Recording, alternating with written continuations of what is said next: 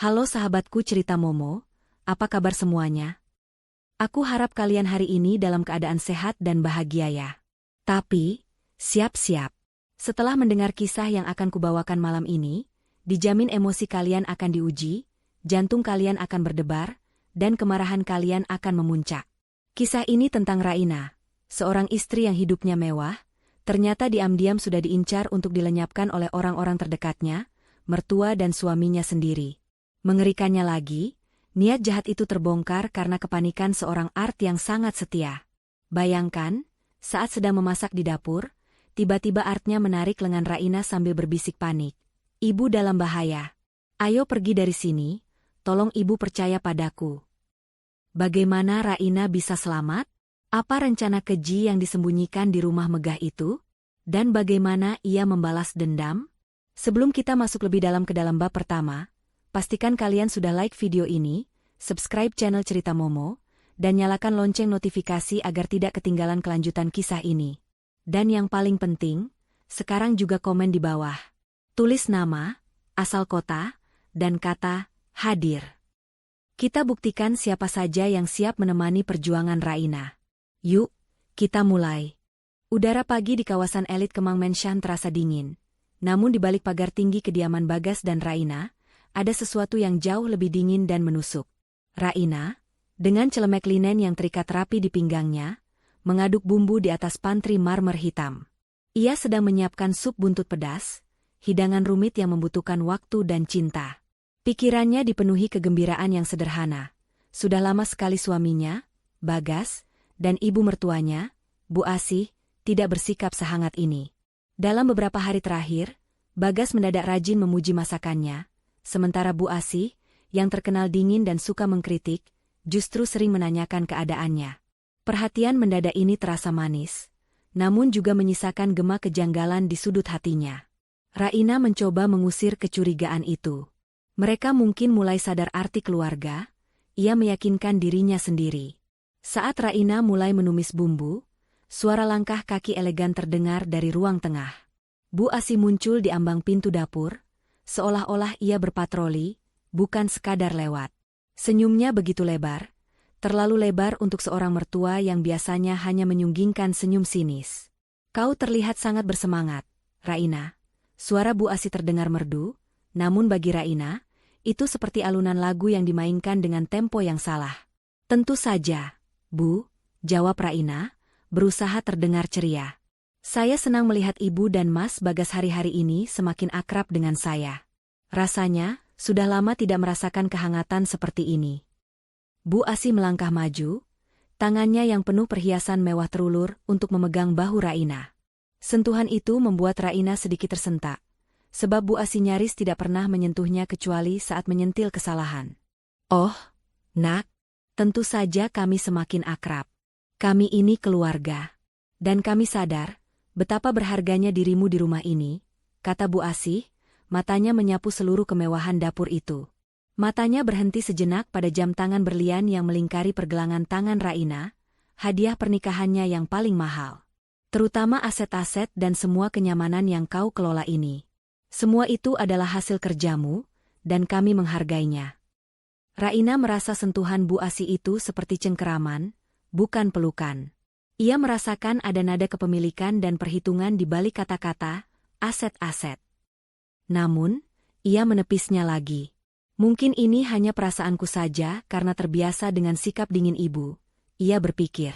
Di sudut lain ruangan, di ruang makan yang terhubung, Minah, asisten rumah tangga yang sudah 3 tahun bekerja di sana, sedang menata meja makan dengan sangat teliti. Minah, yang biasanya cerewet dan suka bersenandung lagu dangdut saat bekerja, pagi ini diam 1000 bahasa. Gerakannya kaku dan matanya sesekali melirik ke arah Raina dan Bu Asih, penuh kekhawatiran yang tersembunyi. Raut wajah Minah yang pucat itu sempat ditangkap Raina, namun kembali ia fokus pada Bagas yang kini menyusul masuk. Bagas, dengan setelan jas mahal yang baru dicuci, berjalan mendekat dan tanpa basa-basi memeluk Raina dari belakang. Istriku yang cantik, kau tak perlu repot-repot begini. Harusnya kau bersantai saja, bisik Bagas di telinga Raina. Ciumannya di pipi terasa seperti sebuah pertunjukan. Tidak apa-apa, Mas, balas Raina, mencoba menikmati perhatian yang terasa langka itu. Aku senang melayani kalian. Lagi pula, hari ini kan jadwalmu keluar kota. Mas, kapan pulangnya? Aku akan siapkan kopermu. Mendengar kata-kata itu, Bagas melepaskan pelukan. Ekspresinya mendadak berubah sedikit tegang. Oh, itu mungkin lusa. Ya, lusa. Ada urusan mendadak yang harus kuselesaikan di luar kota. Pokoknya, kau di rumah saja, ya. Jangan kemana-mana. Ada jeda yang panjang. Bagas mencondongkan tubuhnya, menatap lurus ke mata Raina, dan mengulang dengan penekanan yang berlebihan, jaga diri baik-baik. Jangan sampai kenapa-kenapa, ya. Raina merasa dejavu.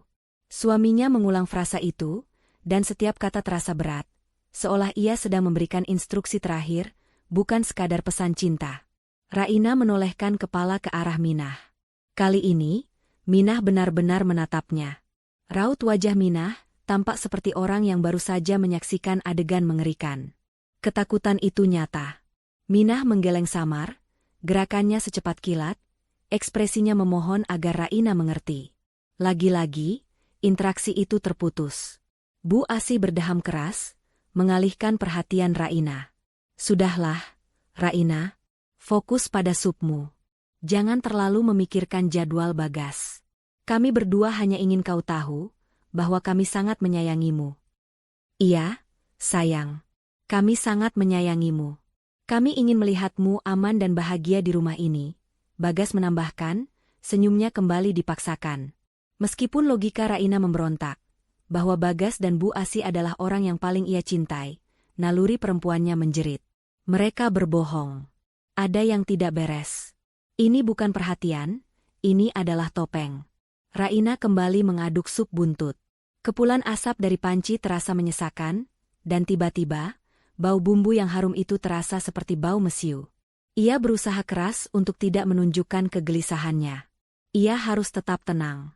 Bu Asi dan Bagas pun beranjak ke ruang tengah, meninggalkan Raina. Mereka berbicara dengan nada bisikan yang tidak bisa didengar Raina, tetapi pandangan mereka sesekali kembali ke dapur, seolah sedang menghitung waktu. Raina mengambil ponselnya, mengetik pesan kepada sahabatnya, Andra, seorang detektif swasta amatir yang memiliki jaringan luas. Ia hanya mengetik, perasaan tidak enak. Ada yang aneh dengan Bagas dan Ibu Asih. Tolong carikan informasiku 2-3 hari ke belakang. Ia mengunci ponselnya, meletakkannya kembali di saku celemek, dan menarik napas dalam-dalam. Tekanan di dadanya semakin kuat. Keheningan di antara suara dentingan sendok dan pisau di dapur terasa seperti jeritan yang tertahan. Bagas dan Bu Asih, dua orang yang seharusnya menjadi pelindungnya, kini terasa seperti dua predator yang sedang menunggu mangsanya lengah. Raina mendadak teringat. Semalam, ia sempat terbangun dan mendengar suara aneh dari kamar Bagas. Ia mengira Bagas sedang menelepon bisnis, tapi suaranya terlalu lirih dan tegang. Ia sempat mendekat, tapi suara Bu Asi yang serak berbisik, hati-hati, dia bisa bangun. Lakukan saja seperti yang sudah kita rencanakan. Kau ingin semua itu, kan? Saat itu, Raina mundur. Ia mengira ia hanya salah dengar. Sekarang, ia sadar, mungkin ia tidak salah dengar. Raina mematikan api kompor. Sup sudah matang. Ia menatap pantulan dirinya di jendela dapur. Wajahnya tampak lelah, matanya memancarkan ketakutan yang samar. Ia harus segera pergi dari sana, setidaknya untuk berpikir jernih. Tapi, ia harus mencari alasan. Saat ia berbalik untuk mengambil mangkuk, tiba-tiba sebuah tangan mencengkeram lengannya kuat-kuat. Itu adalah Minah. Wajahnya kini benar-benar pucat pasi, matanya membesar, dan ia menarik lengan Raina dengan kekuatan yang tak terduga. Ibu, ibu. Jangan di sini, bisik Minah, suaranya tercekat. Ia tampak seperti orang yang baru saja melihat hantu. Minah, ada apa? Tenanglah, desak Raina, mencoba melepaskan cengkeraman. Minah tidak peduli. Ia menarik Raina melewati pintu belakang dapur, menuju kebun. Napasnya terengah-engah. Ia terus menarik, mengabaikan protes Raina. Di matanya, ada teror yang murni, teror yang meyakinkan Raina bahwa ini bukanlah sekadar drama. Ibu dalam bahaya. Ayo pergi dari sini, tolong ibu percaya padaku. Teriak Minah dalam bisikan yang histeris. Air mata mengalir di pipinya. Mereka sedang merencanakan kecelakaan. Mereka ingin semua harta ibu. Jantung Raina serasa berhenti berdetak.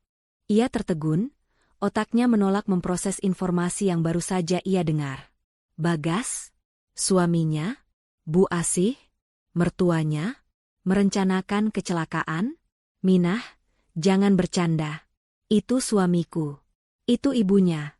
Seru Raina, namun Minah sudah menariknya ke gerbang belakang. Saya dengar semuanya. Tadi malam, mereka sedang teleponan dengan seseorang, membicarakan kapan waktu yang tepat. Mereka bilang, kecelakaan itu harus terlihat natural. Bu, ayo. Saya mohon. Bu, saya dengar semuanya. Minah memohon dengan air mata, yang kini membasahi pipi Raina. Raina tidak tahu harus percaya atau tidak. Namun, ia melihat ketulusan mutlak di mata Minah.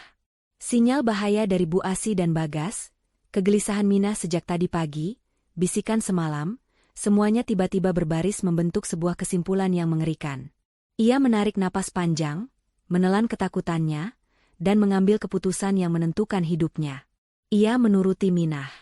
Mereka berdua menyelinap keluar dari gerbang belakang, meninggalkan rumah mewah itu, dapur yang penuh aroma sup buntut pedas, dan dua orang jahat yang tengah menanti waktu yang tepat untuk beraksi. Raina hanya membawa ponsel dan dompetnya yang kecil. Saat mereka berlari menjauhi rumah, Raina menoleh ke belakang sekali lagi. Ia syok. Di balik kaca ruang kerja Bagas, ia melihat siluet suaminya dan mertuanya sedang tertawa, menatap ke arah dapur, seolah sedang menantikan sesuatu yang buruk. Raina akhirnya percaya. Di rumah mewahnya, diam-diam mertua dan suaminya sedang merencanakan kecelakaannya untuk menguasai seluruh hartanya. Raina kini telah melarikan diri, dengan hanya membawa satu-satunya aset berharganya, nyawanya dan kesetiaan Minah. Keputusan cepat itu sudah dibuat, tetapi bahaya belum berakhir. Di luar sana, Bu Asih dan Bagas akan segera menyadari bahwa mangsa mereka telah lolos. Larian Raina dan Minah terasa seperti pelarian dari mimpi buruk yang menjadi kenyataan. Napas mereka tersengal-sengal, bukan hanya karena kelelahan fisik, tetapi karena beban teror yang baru saja mereka pikul. Mereka terus berlari, menembus gang-gang sempit di belakang komplek perumahan elit itu, yang jarang dilewati oleh mobil mewah. Raina masih mengenakan celemek kotor dan sandal rumah, kontras dengan wajahnya yang pucat dan dipenuhi air mata. Ponselnya bergetar di saku celemek, namun ia tidak berani melihatnya. Kita sudah jauh, Bu, kita sudah jauh. Minah terengah-engah, suaranya dipenuhi kelegaan bercampur ketakutan. Minah yang bertubuh kecil ternyata memiliki kekuatan yang besar, didorong oleh kepanikan dan loyalitas. Raina tersandar ke dinding beton yang kasar, mencoba menstabilkan napasnya. Aku tidak percaya, bisiknya, suaranya nyaris hilang. Aku tidak percaya, itu semua benar. Minah, kau yakin? Kau tidak salah dengar? Mungkin itu hanya percakapan bisnis yang salah kupahami. Minah menggenggam tangan Raina, tatapannya tegas, jauh dari sikapnya yang biasanya tunduk. Ibu, dengarkan saya. Saya sudah 3 tahun melayani ibu. Saya tahu ibu wanita baik. Saya tahu ibu tidak pantas menerima ini. Percakapan semalam, saya mendengarnya dengan jelas. Bu. Minah lalu menceritakan detailnya dengan mata berkaca-kaca, menjelaskan bagaimana ia terbangun saat tengah malam untuk mengambil minum dan mendengar suara lirih dari ruang kerja Bagas. Bu Asih bilang, kecelakaan itu harus terjadi hari ini, Bu. Tepat sebelum Mas Bagas pergi keluar kota, agar ia punya alibi kuat. Mereka tidak menggunakan pistol atau racun, Bu. Mereka merencanakan sesuatu yang lebih terlihat alami. Minah menarik napas tajam. Mereka bicara soal kebocoran gas. Mereka sudah memanipulasi water heater di gudang. Mereka bilang, saat ibu berada di dapur lama, bau gas tidak akan terlalu terasa karena ventilasi. Setelah ibu selesai masak, mereka akan menyuruh ibu mengambil sesuatu dari gudang yang terhubung ke dapur. Mereka berharap ibu menyalakan lampu, dan, duar. Minah tidak bisa melanjutkan. Ia menutup wajahnya. Dan mereka sempat menyebut nama ibu sambil tertawa, Bu. Tertawa seolah ini adalah lelucon kotor. Mereka bilang, asuransi dan surat warisan akan membuat mereka kaya raya. Mereka tidak punya hati. Mendengar detail yang begitu mengerikan dan spesifik, dinding penyangkalan di hati Raina runtuh. Bukan hanya rencana keji, tetapi cara mereka memilih skenario, kecelakaan, yang direncanakan di rumahnya sendiri, di tengah kehangatan palsu yang mereka suguhkan pagi itu. Sup buntut pedas yang kumasak, itu adalah hidangan terakhirku. Raina merasa mual, bukan karena lapar, tetapi karena rasa dikhianati hingga kesumsum. Aku harus menghubungi polisi, kata Raina, tangannya gemetar meraih ponsel. Jangan, Bu, jangan dulu. Minah mencegah. Mereka pintar, Bu. Mas Bagas pasti sudah memantau semua telepon rumah dan ibu. Jika ibu telepon polisi sekarang, mereka akan langsung tahu, dan mereka akan memutarbalikkan fakta. Mereka akan bilang ibu gila, atau lebih parah, mereka akan menuduh saya, karena saya hanyalah seorang art. Raina terdiam. Minah benar. Bagas adalah seorang direktur perusahaan besar yang selalu mengandalkan teknologi canggih, dan Bu Asi memiliki koneksi sosial yang sangat luas. Kata-kata mereka akan jauh lebih dipercaya daripada kesaksian Minah, atau bahkan Raina yang terlihat syok dan tidak stabil. Kita harus kemana? Minah? Aku tidak membawa apa-apa. Kartu, KTP, semuanya ada di tas kerjaku di kamar. Lirih Raina, merasa dirinya kini seperti sehelai daun yang terbawa arus. Jangan khawatir, Bu. Ikut saya. Saya punya tempat. Tempat yang tidak akan pernah terpikirkan oleh mereka, kata Minah, matanya memancarkan keyakinan yang tak pernah dimiliki Raina. Saya punya kontrakan kecil di pinggiran kota. Hanya gubuk sederhana, tapi aman, Bu. Saya jamin, tidak ada satupun koneksi mereka yang bisa sampai ke sana. Meskipun hatinya menjerit menolak masuk ke lingkungan yang serba sederhana dan asing, Raina tahu ia tidak punya pilihan. Ia mengikuti Minah, berjalan kaki, menggunakan angkutan umum yang padat, sebuah pengalaman yang sudah ia lupakan sejak 15 tahun yang lalu, ketika ia masih berjuang membangun karirnya. Saat mereka berdesakan di angkutan umum, ponsel Raina kembali bergetar. Sebuah pesan dari Bagas. Bagas, sayang, sup buntutnya enak sekali. Cepatlah ke gudang, di sana ada kotak kado dariku. Aku ingin kau buka sekarang juga. Jantung Raina berdesir dingin. Gudang. Kotak kado. Itu pasti adalah kode mereka. Itu adalah pemicu yang akan membuatnya menyalakan lampu, memicu percikan, dan mengakhiri hidupnya. Ia menatap pesan itu, air matanya menetes. Minah melihatnya dan segera merebut ponsel itu, mematikannya. Sudah, Bu, jangan buka lagi. Fokus pada keselamatan kita, tegas Minah. Mereka akan panik sebentar lagi. Mereka pasti heran kenapa ibu belum juga masuk gudang. Perjalanan ke kontrakan Minah terasa seperti menempuh jarak ribuan kilometer. Setibanya di sana, Raina terkejut melihat betapa sederhananya tempat tinggal Minah. Sebuah kamar kecil dengan dapur mini, tanpa pendingin ruangan, dan hanya ada satu tempat tidur lipat. Aroma masakan sederhana dan kelembaban langsung menyambutnya. Namun, tempat ini terasa aman, jauh lebih aman daripada rumah mewahnya yang kini terasa seperti jebakan maut. Raina duduk di lantai, bersandar pada dinding triplek, memeluk lututnya. Air matanya mengalir deras, bukan karena kondisi tempat itu, tetapi karena realisasi pahit tentang cinta dan pengkhianatan. Ia menangisi semua waktu yang ia habiskan untuk menyenangkan suaminya, semua uang yang ia percayakan kepada Bu Asi untuk dikelola. Kenapa, Minah? Kenapa mereka sekeji itu? Aku sudah memberikan segalanya, isak Raina. Minah duduk di sebelahnya, menyentuh bahunya lembut. Karena orang serakah, Bu. Harta ibu itu terlalu banyak, terlalu menggiurkan. Mereka tidak mencintai ibu. Mereka mencintai apa yang ibu punya. Minah kemudian bercerita tentang pengalamannya di rumah itu, bagaimana ia sering mendengar Bu Asi dan Bagas membicarakan aset-aset Raina dengan nada cemburu dan iri. Mereka sering meremehkan ibu di belakang, Bu. Mereka bilang ibu hanya beruntung menikahi Mas Bagas, padahal semua kekayaan itu hasil jerih payah ibu sendiri. Kisah Minah menjadi paku terakhir yang menancap di peti mati pernikahannya. Raina, yang dulunya adalah pengusaha properti yang sukses sebelum menikah dengan Bagas, memang dengan bodohnya menaruh sebagian besar aset atas nama suaminya demi kepercayaan. Ia merangkul Minah, memeluknya erat. "Terima kasih, Minah. Kau telah menyelamatkan hidupku. Kau adalah satu-satunya orang jujur yang kumiliki sekarang." Kepanikan mulai mereda, digantikan oleh bara api kemarahan. Raina bangkit. Ia mengambil ponsel Minah dan mencari kontak seseorang yang sangat ia percayai.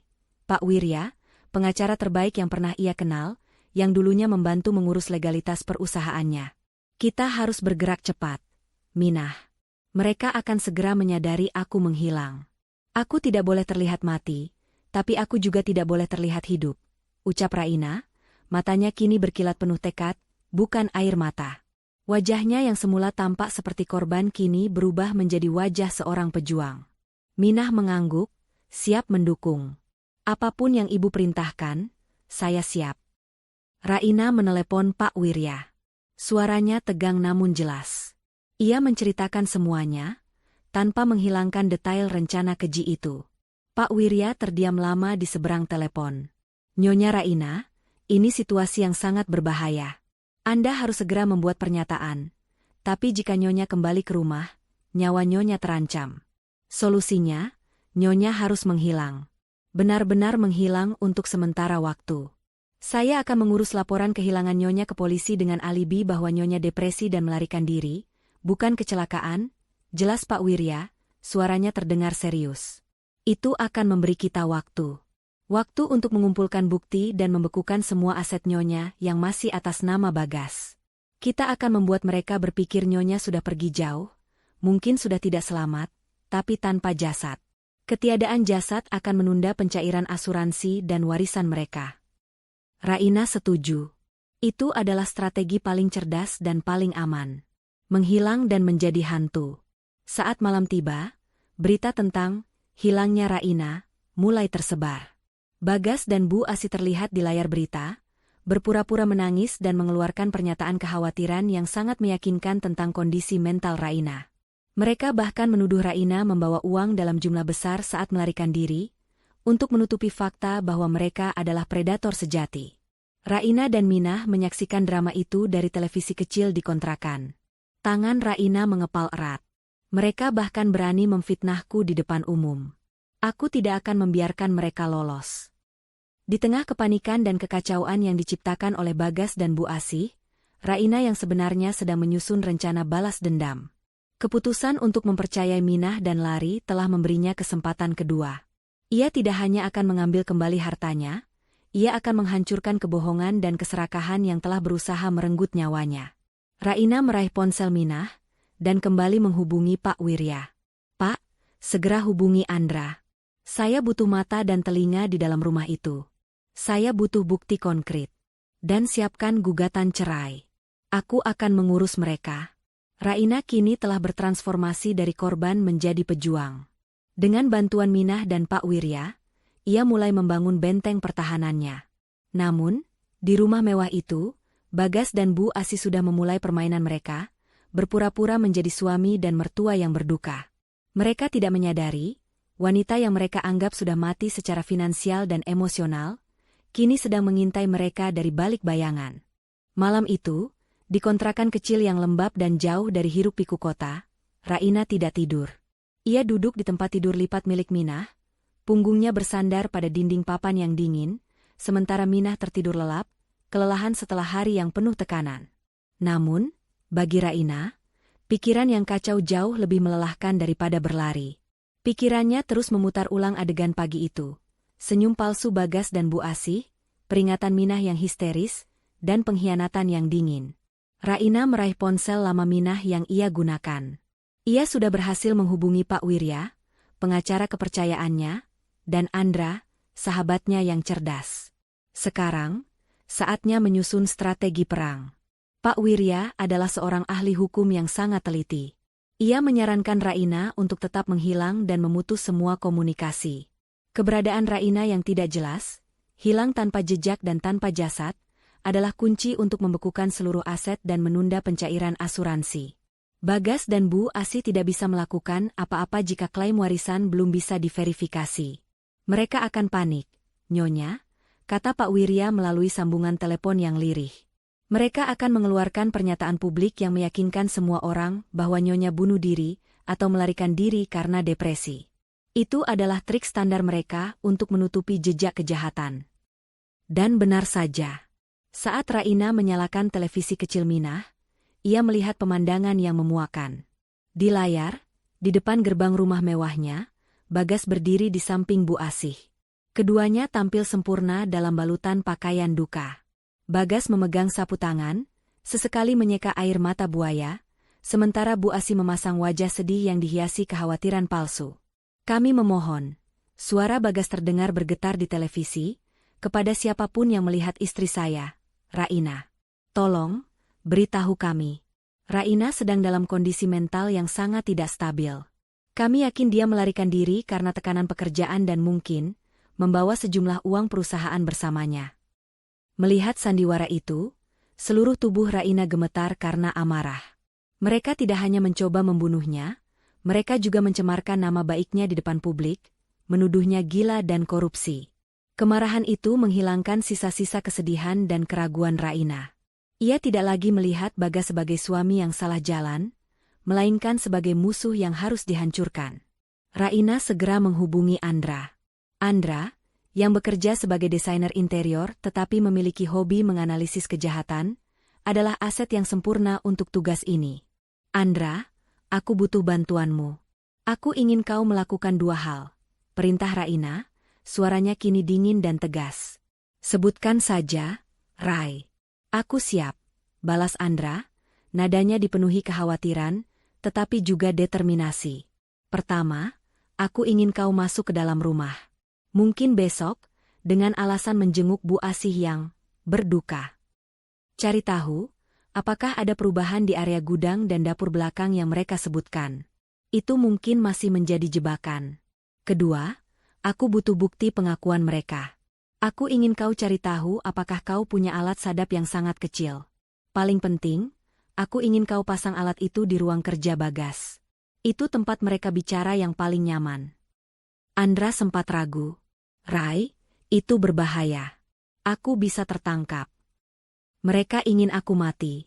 An, lebih baik aku mengambil risiko dan membongkar kejahatan ini daripada hidup dalam ketakutan.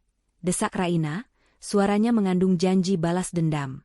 Aku yakin, jika mereka merasa aman, mereka pasti akan membicarakan rincian rencana mereka, terutama tentang aset dan asuransi.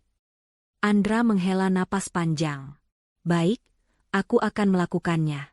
Aku punya satu alat sadap kecil yang biasanya kupakai untuk lelucon. Aku akan mencari cara untuk menyelinap masuk besok. Setelah menutup telepon, Raina merasa sedikit lega. Ia tidak sendirian. Namun, ia menyadari bahwa masalahnya bukan hanya soal hukum dan bukti, tetapi juga keuangan. Bagas memang tidak bisa mencairkan warisan atau asuransi, tetapi ia memiliki akses ke beberapa rekening bersama dan kartu kredit Raina. Bagas bisa melarikan diri, atau menghabiskan uang itu sedikit demi sedikit. Raina berpikir keras. Ia harus memutus urat nadi keuangan Bagas secepat mungkin. Ia bangkit, berjalan pelan ke jendela kecil kontrakan. Di luar, lampu jalan yang redup menyinari malam yang sunyi. Ia ingat, dulu ia pernah membuat rekening rahasia untuk masa tua, yang hanya ia dan Pak Wirya yang tahu kata sandinya, dan rekening itu tidak terhubung dengan jaringan perbankan Bagas. Ini adalah kartu asnya. Raina kembali menghubungi Pak Wirya, menjelaskan rencananya. Pak, saya ingin Bapak segera mengaktifkan status darurat pada semua kartu kredit dan rekening yang masih atas nama saya. Tetapi Bagas punya akses. Tujuannya bukan untuk membekukan, tapi untuk membuatnya panik. Maksud Nyonya? Tanya Pak Wirya, terdengar bingung. Jika dia merasa aman, dia akan belanja besar, Pak. Dia akan membeli hadiah untuk dirinya sendiri, mungkin mobil baru, untuk merayakan kematianku. Saya ingin begitu dia mencoba menggesek kartu, semua transaksi itu gagal total. Saya ingin dia merasakan kejutan, sehingga dia berpikir hantu sedang mengganggunya. Kepanikan akan membuatnya membuat kesalahan. Dia akan mencari uang tunai, Dan saat itulah kita mengawasi pergerakannya. Pak Wirya terkesan. Strategi yang brilian, Nyonya. Saya akan segera mengurusnya. Kita akan buat dia merasa kehilangan kontrol sedikit demi sedikit. Tiba-tiba, Minah terbangun, ia melihat Raina berdiri dalam kegelapan, matanya penuh perhitungan. Ibu kenapa? Tidak tidur? Tanya Minah khawatir. Aku tidak bisa tidur, Minah. Aku sedang membuat perhitungan, jawab Raina, menoleh. Kau telah menyelamatkan nyawaku, Minah. Sekarang giliranku untuk menyelamatkan diriku dan membalas pengkhianatan ini. Raina kemudian duduk di sebelah Minah, merenungkan detail kecil yang terlewat. Sup buntut pedas. Minah, kata Raina pelan. Sup buntut yang aku masak pagi ini, apakah sudah disajikan untuk mereka? Minah mengangguk, tatapannya kosong. Sudah, Bu. Sebelum kita kabur, Bu Asi menyuruh saya menghangatkan dan menyajikan di meja makan. Mereka makan dengan lahap sambil membicarakan rencana mereka. Mereka bahkan bilang, ini adalah hidangan perpisahan yang sempurna. Raina merasakan dorongan mual lagi. Baik.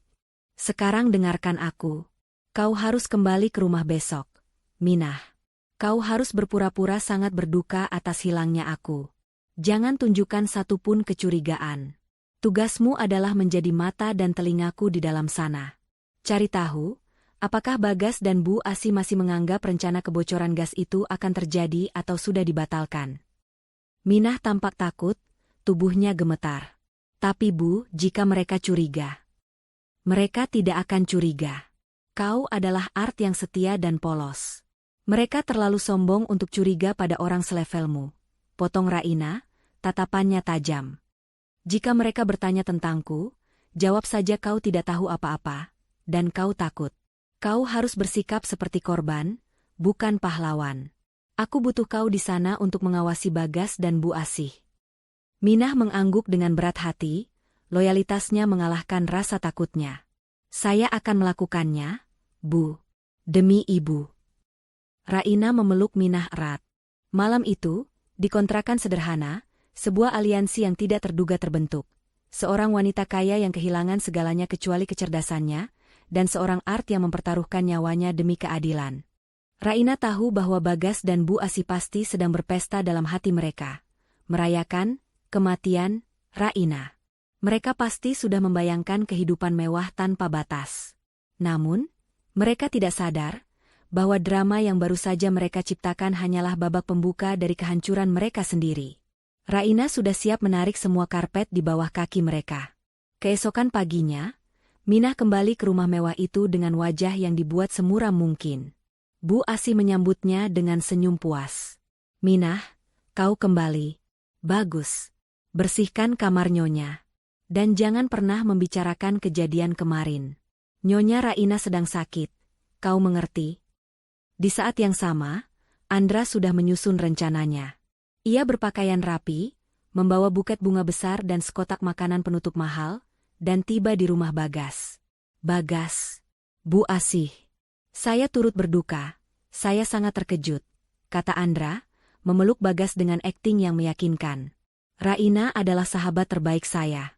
Saya tidak percaya dia mengalami tekanan mental hingga lari seperti ini. Bagas, yang sedang bersantai di ruang kerjanya, menyambut Andra dengan senang hati. Terima kasih, Andra. Aku pun tidak percaya. Aku sudah melakukan segalanya untuknya. Tapi ternyata dia tetap tidak bersyukur. Bagas melanjutkan drama itu, merasa aman karena Andra adalah orang luar yang tidak mungkin mencurigai mereka. Saat Bagas dan Bu Asi asyik menceritakan detail palsu tentang depresi Raina, Andra bergerak cepat. Ia berpura-pura meminta izin ke toilet. Di sana, ia mengaktifkan alat sadap mini yang sudah ia siapkan.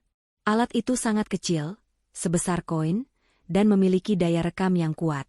Dengan alasan membuang tisu, Andra diam-diam masuk ke ruang kerja Bagas. Ruangan itu kosong. Matanya langsung tertuju pada jam dinding besar bergaya antik. Itu adalah tempat yang sempurna untuk menyembunyikan alat sadap, karena sulit dijangkau dan jarang diperhatikan. Dalam hitungan detik, Andra menempelkan alat sadap itu di balik jam, Hanya ada satu kali klik kecil yang tertutup oleh gemuruh detak jam itu sendiri. Misi pertama berhasil. Raina kini punya mata dan telinga di sarang musuh. Andra kembali ke ruang tengah, bergabung dengan Bagas dan Bu Asih. Namun, suasana hati Bagas mendadak berubah. Ia mencoba menggunakan kartu kredit Raina untuk membeli barang mewah secara daring, sebagai hadiah, hiburan, atas musibah yang menimpanya. Namun, setiap kali ia mencoba transaksi, selalu muncul notifikasi, transaksi ditolak. Kartu dalam pengawasan. Raut wajah Bagas langsung keruh. Ia mengira ini hanyalah kesalahan bank. Tetapi setelah mencoba 3 kartu berbeda dengan hasil yang sama, ia mulai panik. Sialan, umpat Bagas, tidak peduli ada Andra di sana. Kenapa semua kartunya diblokir? Bagaimana aku bisa membeli mobil baru untuk diriku sendiri? Bu Asih menenangkannya. Mungkin Raina yang melakukannya sebelum dia pergi. Gas. Dia memang gila. Coba gunakan rekening bank lain, yang kau tahu kata sandinya. Bagas mencoba masuk rekening lain, yang seharusnya menjadi rekening bersama. Setelah memasukkan kata sandi, ia mendapatkan pesan lain, rekening ini sedang ditinjau hukum. Semua dana dibekukan sementara. Wajah Bagas berubah dari marah menjadi ketakutan. Ia menatap Bu Asih dengan ngeri. Bu, ini tidak beres. Semua rekening dibekukan. Siapa yang melakukannya? Hanya Raina dan pengacaranya yang bisa melakukan ini. Bu Asih, yang tadi pagi masih tertawa merayakan kebebasan finansial mereka, kini pucat pasi. Kekhawatiran mereka berubah menjadi teror. Wanita yang mereka anggap sudah mati, atau gila, ternyata masih bisa mencengkeram leher mereka dari jauh. Ini adalah kejutan pertama dari Raina. Andra, yang pura-pura sibuk dengan ponselnya, mencatat semua kepanikan ini. Ia tahu, Raina telah memulai serangan baliknya. Bagas dan Bu Asih telah menyadari, bahwa meskipun Raina telah menghilang, aset itu belum menjadi milik mereka. Dan selama aset itu masih bergerak, Raina masih ada. Di kontrakan kecilnya, Raina menerima pesan singkat dari Pak Wirya, serangan finansial tahap pertama berhasil. Mereka panik, Nyonya. Raina tersenyum.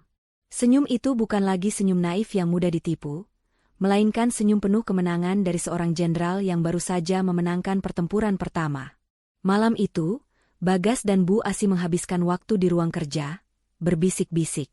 Mereka tidak tahu, setiap kata keluh kesah dan rencana jahat mereka sedang direkam dengan jernih, menjadi bukti tak terbantahkan untuk kehancuran mereka sendiri. Mereka tidak tahu bahwa hantu yang mereka ciptakan kini sedang mengumpulkan amunisinya, siap untuk menyerang balik. Kepanikan finansial yang dilancarkan Raina melalui Pak Wirya, seperti pukulan telak yang merobohkan benteng kesombongan Bagas dan Bu Asih. Di ruang kerja mewah yang kini terasa seperti ruangan interogasi, Bagas terlihat tak ubahnya seperti anak kecil yang kehilangan mainan kesayangannya. Ia terus-menerus memencet tombol refresh pada situs bank di komputernya, berharap pembekuan dana itu hanyalah kesalahan teknis. Namun, setiap upaya selalu berujung pada pesan merah yang sama, tinjauan hukum aktif. Ini tidak mungkin kebetulan, Bu, raung Bagas, meninju meja kayu mahoni itu. Raina pasti hidup. Dia pasti menghubungi Wirya, dan wanita gila itu pasti sudah memutarbalikkan fakta tentang kecelakaan itu. Dia mencuri start dari kita. Bu Asih, yang biasanya tenang dan perhitungan, kini berjalan mondar-mandir dengan cemas, gaun sutranya terlihat kusut. Ia tidak lagi memikirkan citra di depan publik, fokusnya kini hanya pada uang. Tenang, gas. Kita harus tenang. Selama tidak ada jasad, kita masih punya kartu asuransi. Tapi kita harus bertindak cepat. Kalau semua aset Raina dibekukan, rekening kita yang lain juga akan kena imbas, dan kau tahu, sebagian besar uang tunai kita berasal dari pinjaman atas nama aset properti milik wanita itu. Pinjaman yang kita ambil untuk menutupi hutang judimu itu. Bu, sindir Bagas dengan suara keras, kekesalan mengubah rasa takutnya menjadi amarah kepada ibunya sendiri. Kita terlalu percaya diri. Kita seharusnya menyingkirkannya saat dia tidur, bukan menunggu drama di dapur. Suara percekcokan mereka terdengar keras, mengisi seluruh ruangan. Di luar, Minah yang sedang membersihkan vas bunga di koridor, pura-pura tidak mendengar apa-apa. Namun, ia mencatat setiap nada tinggi dan setiap kata kunci yang melayang. Ia tahu, ketakutan telah membuat mereka lengah dan mulai menyerang satu sama lain. Minah segera mengirim pesan singkat ke Raina yang isinya, mereka berantem hebat di ruang kerja. Bicara tentang hutang dan menyesal tidak langsung bunuh ibu saat tidur. Sementara itu, di kontrakan kecil, Raina menerima update dari kedua mata-matanya. Pesan Minah menegaskan niat pembunuhan, dan telepon dari Andra mengonfirmasi bahwa alat sadap bekerja sempurna. Rai, rekamannya sudah berhasil kuambil. Aku menyelinap saat Bu Asi pergi ke salon, dan Bagas sedang tidur siang karena mabuk semalam. Aku sudah kirim file ke Pak Wirya. Aku yakin, rekaman itu sangat kuat, lapor Andra. Raina menarik napas lega. Bukti niat jahat dan konspirasi kini ada di tangan Pak Wirya. Namun, Bagas dan Bu Asi masih berada di rumah mewah itu, menghabiskan listrik dan makanan miliknya, dan yang lebih penting, mereka masih bisa melarikan diri membawa sisa-sisa uang tunai yang mereka sembunyikan. Andra, kamu harus melakukan satu hal lagi untukku, kata Raina. Aku butuh bukti bahwa mereka masih mencoba mengakses aset yang dibekukan, atau lebih buruk, mereka mencari pinjaman baru. Kau harus mencari celah untuk mengambil dokumen bank yang mereka sembunyikan. Dokumen bank? Tanya Andra. Ya. Mereka selalu menyimpan berkas-berkas penting di brankas kecil di bawah lantai kamar tidur utama. Aku yang memasangnya dulu, jelas Raina. Bu Asi sering membanggakan bahwa kuncinya selalu ada di kalung liontinnya.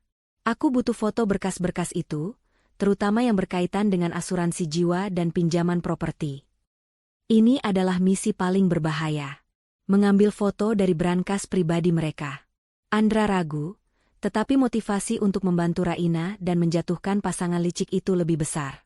Raina kemudian beralih ke strategi hukum dengan Pak Wirya.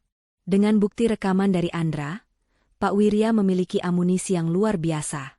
Rekaman itu bukan hanya tentang niat pembunuhan, tetapi juga tentang manipulasi aset dan rencana penipuan asuransi. Nyonya, dengan bukti ini, kita bisa mengajukan dua tuntutan sekaligus. Percobaan pembunuhan berencana dan penipuan finansial, kata Pak Wirya, suaranya dipenuhi keyakinan. Saya akan menyiapkan gugatan cerai di pengadilan agama, dan gugatan pidana di pengadilan negeri. Tetapi, sebelum kita meledakkan bom ini, kita harus membuat mereka melakukan satu kesalahan fatal lagi yang bisa disaksikan publik. Raina setuju. Pertunjukan harus lebih dramatis. Sementara Raina dan timnya menyusun strategi, Bagas dan Bu Asi menemukan cara baru untuk mendapatkan uang. Mereka tidak bisa menggunakan kartu atau rekening bank, jadi mereka beralih ke sumber aset paling likuid, perhiasan Raina. Kita jual saja semua perhiasan wanita itu. Liontin, cincin, gelang yang tidak dia bawa lari, usul Bu Asih, matanya berbinar serakah. Itu akan cukup untuk kita bertahan sampai masalah aset ini selesai, dan kita bisa mencairkan asuransi jiwa. Polisi bilang dia hilang, bukan mati. Status hilangnya pasti akan diubah dalam waktu sebulan. Bagas menyetujui. Dalam pikiran mereka, Raina sudah pasti tidak akan pernah kembali. Mereka mulai menggeledah lemari dan brankas kecil di kamar Raina. Mereka mengumpulkan perhiasan berlian dan emas yang bernilai fantastis. Pagi berikutnya, Bagas menyuruh Minah untuk memanggil tukang perhiasan pribadi keluarga, dengan alasan Bu Asi ingin mengubah desain beberapa perhiasan lama. Minah, sesuai instruksi Raina, tidak menunjukkan kecurigaan.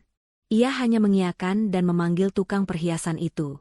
Saat tukang perhiasan itu tiba dan Bagas sedang mencoba menjual perhiasan-perhiasan itu dengan harga diskon, Andra tiba di rumah dengan membawa alasan baru. Ia ingin mengembalikan kunci rumah yang tertinggal semalam. Andra masuk ke kamar utama saat Bagas dan Bu Asi sedang bernegosiasi dengan tukang perhiasan di ruang tamu. Ini adalah kesempatannya. Ia tahu Bu Asi selalu melepas liontin kunci brankasnya saat mandi, tapi hari ini Bu Asi sedang berada di ruang tamu. Andra harus mencari kunci itu di tempat lain. Ia melihat sekelebat pantulan cahaya dari meja rias. Di sana, di dalam kotak perhiasan kecil yang terbuka, tergeletak kunci kecil berliontin emas yang sangat familiar. Sempurna. Dengan jantung berdegup kencang, Andra mengambil kunci itu dan segera menuju lemari di bawah walk-in closet. Ia menemukan celah di karpet dan membuka brankas tersembunyi. Di dalamnya terdapat dokumen asuransi jiwa Raina, dengan Bagas sebagai ahli waris tunggal, surat kuasa palsu yang mereka siapkan, dan yang paling mengerikan, rincian pinjaman besar yang mereka ambil dengan jaminan properti Raina, yang jatuh tempo dalam 2 minggu. Andra dengan cepat memotret setiap dokumen dengan resolusi tertinggi. Tugasnya hampir selesai. Namun, saat ia akan menutup brankas, ia melihat sebuah map kecil yang diselipkan. Itu adalah draft surat yang ditujukan kepada notaris. Isinya, pengalihan hak kepemilikan rumah atas nama Bagas dan Bu Asih. Mereka berencana mengalihkan kepemilikan rumah seolah-olah Raina sudah memberikan kuasa penuh.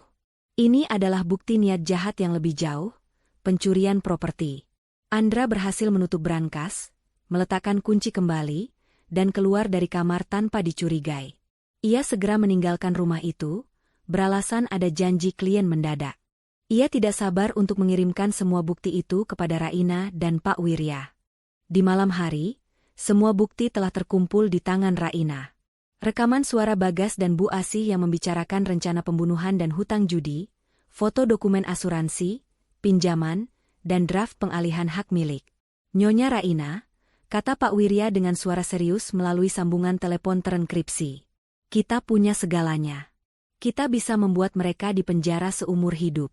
Tapi, kita harus menunggu momentum yang tepat. Momen di mana kehancuran mereka dilihat oleh semua orang, termasuk kolega dan tetangga mereka yang mereka banggakan. Raina menyeringai dingin.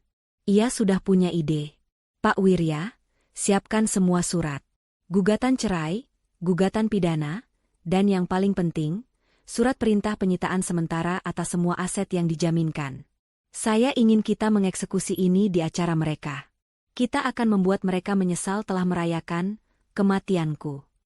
Raina tahu bahwa Bagas dan Bu Asih, didorong oleh kepanikan finansial dan keyakinan bahwa Raina sudah tidak ada, pasti akan mengadakan semacam perayaan palsu untuk mempercepat klaim asuransi dan pundi-pundi mereka yang kosong. Mereka ingin terlihat kuat dan berkuasa di depan koleganya. Dan di sanalah Raina akan muncul. Strategi balas dendam telah berubah dari bertahan menjadi menyerang, dan tahap akhir kini sudah di depan mata. Bagas dan Bu Asih semakin terdesak. Uang hasil penjualan perhiasan Raina yang mereka anggap cukup untuk bertahan, ternyata hanya mampu menutupi hutang jangka pendek. Pinjaman besar atas jaminan properti Raina yang jatuh tempo 2 minggu lagi, menjadi mimpi buruk yang menghantui mereka. Kepanikan karena aset dibekukan dan tenggat waktu hutang, membuat akal sehat mereka lenyap. Mereka harus mempercepat proses pencairan asuransi jiwa Raina, dan untuk itu, status hilang tidak cukup. Mereka memerlukan sebuah bukti tragedi. Di tengah malam buta, di ruang kerja yang kini mereka anggap sebagai ruang perang, Bu Asih menatap Bagas dengan mata liar. Kita harus melakukan sesuatu yang drastis. Gas. Kita harus buat Raina benar-benar terlihat mati. Tidak ada jasad, tidak masalah, tapi harus ada drama yang meyakinkan polisi dan asuransi. Bagaimana, Bu?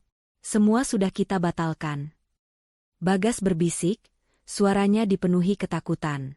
Kita tidak bisa kembali ke rencana gas itu. Terlalu berisiko, dan Minah mungkin curiga. Minah sudah kita perintahkan diam. Dan dia hanya art bodoh, balas Bu Asih. Kita tidak perlu melukai Raina, dia sudah menghilang. Kita hanya perlu menciptakan adegan kecelakaan yang meyakinkan di suatu tempat. Sesuatu yang melibatkan mobilnya. Kita buat seolah-olah dia depresi, hilang kendali, dan mobilnya jatuh ke jurang. Rencana gila itu disetujui dalam keputusasaan. Mereka berdua tahu bahwa mobil mewah milik Raina, sebuah SUV hitam keluaran terbaru, masih tersimpan aman di garasi. Bagas segera menghubungi kenalan lamanya, seorang preman yang biasa ia gunakan untuk menekan klien, bernama Yanto. Bagas menjanjikan uang dalam jumlah besar dari penjualan mobil itu, asalkan Yanto bisa menghilangkan mobil itu, dan membuat adegan kecelakaan tunggal yang terlihat tragis dan meyakinkan.